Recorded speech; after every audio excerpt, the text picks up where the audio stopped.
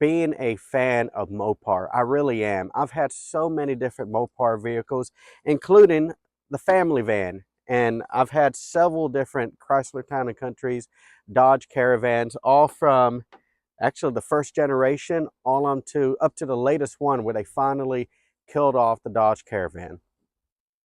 But that's okay. You know, they brought out some other things. But really, what I want to talk about is the breaking news that an heir of the Chryslers has decided to make a proposal to purchase, buy out the Mopar brand from Stellantis. Now, I think I can speak for everybody who's ever been a Mopar fan. Stellantis is the worst thing that has ever happened to Mopar.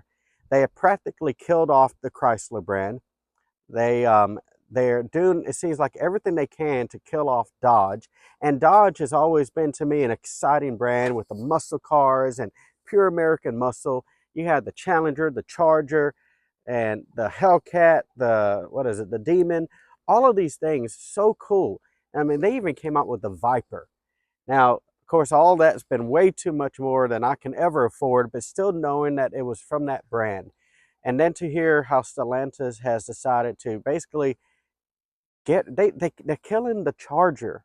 What? And so they want to make everything electric. Look, I'm excited about electric. I really am. I kind of like it, but at the same time, I hate it when they try to ram it down your throat. And so I think, please, Stellantis, sell off Dodge, Chrysler, Jeep, sell it off, sell it to this man, and let the people, the Americans, have their own car brand again. And so hopefully we can get some cool looking cars again, and they don't have to be electric.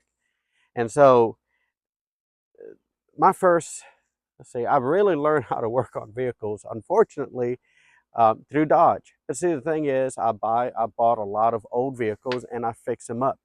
Now, I'm not just a fan of Mopar. Obviously, I'm a fan of anything that I can work on. Vehicles nowadays, again, is so electronic. And I say this. Now, some of you are going to completely disagree with me on this. Um, I actually want a Tesla just to learn how to. You're like, well, you're not going to be able to work on it. No, I'm not going to be able to work on it right now. But you know, every mechanic has that I've almost ever heard. They say, well, I can't work on these new vehicles. But the thing about it is, learn. And if I can get a hold of a Tesla, and I will learn how to work on it. I guarantee you, I will. And you know, by the way, to all you Tesla um, workers who have been laid off, you know more about that vehicle than most of us do. Why not branch out and open your own shop? Go ahead and start repairing these vehicles as they break. And then some say, well, you know, they have a tight grasp on the parts. Start working on third-party parts, because a lot of these Teslas are actually starting to get old. They're out of warranty. Tesla's not going to fix them anyway. So you're free to work on it. And if you know how to do it, why not? So I'm a big fan of working on your own vehicles, learning how to, and saving a ton of money. And honestly, if you know how to work on those, you can make a ton of money. So if you can learn how to work on vehicles, then you can, you know, you can start working on stuff. And that's why I think if we can get American ownership of Dodge, Chrysler, Jeep again, that'd be a great thing, because, well, even though this is a Jeep Patriot, it's really not. It's a really a Fiat, but it'd be great to have an American company owning that vehicle brand, and maybe they could make some cheap vehicles again. But no matter what, if you learn how to work on your own vehicles, that's going to be great, because what is the cheapest car in America right now? Nissan Versa, and it was at 19,600. That's if you can get it out of the dealership for that.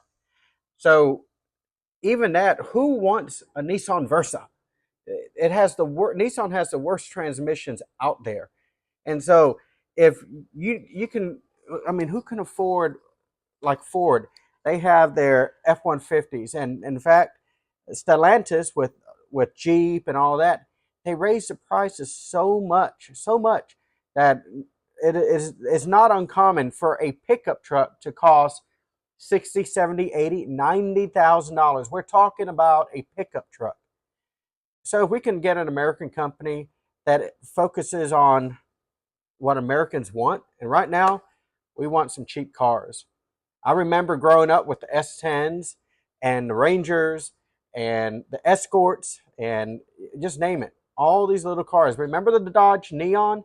That little car was all over the place. Yeah, they didn't last forever, but they got people from A to B, and they worked. No matter what, if you get on your vehicle and start working, you can learn how to fix things. So I began working on my vehicles really shortly after I started driving. And I had a 1988 Ford Ranger, 5-speed. I think it was a 2.3 liter extended cab. It was the day after Christmas, and I was going to propose to my then girlfriend, now wife. I got up in the morning. I got all spiffy. I put a lot of smell good on me. And then I started to head down the road. It was about an hour and a half drive from where I was at to go see my sweetheart. And I had the ring in my pocket. And in about 10 minutes down the road, my vehicle started hopping and jumping and spittering and sputtering. And I didn't know what was going on. So I pulled into a service station that so happened to be open. This little town had 2 service stations, and this one was the only one that was open. So I pull in there and I start to talk to the mechanic. He said, "Let me take a quick look." And he said, "Yeah, you got a spark plug wire that's probably broken. But I tell you what, there's no part houses open over here. If you drive another 20 minutes down the road, you should be able to make it perfectly fine." He said, "There's a Discount Auto Parts open there. Remember Discount Auto Parts, the big yellow building?" Well, I went and got some spark plugs, spark plug wires, an air filter, a fuel filter, and a PCV valve. And I tell you what, in about 45-degree weather, I did a full, complete tune-up on that vehicle in 15 minutes. I got all the way down the road, and guess what? About 25, a little more than 25 years later, she's still my girl. The whole thing could have gone sideways. That may not have been the day that she had said yes. So tell you what, learn how you work on your old vehicle. So that way, when you get stranded, you break down, maybe you're on your mail route or just driving, and it breaks down, you don't lose your mind. You don't fall into despair. You just start figuring it out, and if it's anything through experience like me, you don't freak out. You might get aggravated, but you fix it, and guess what?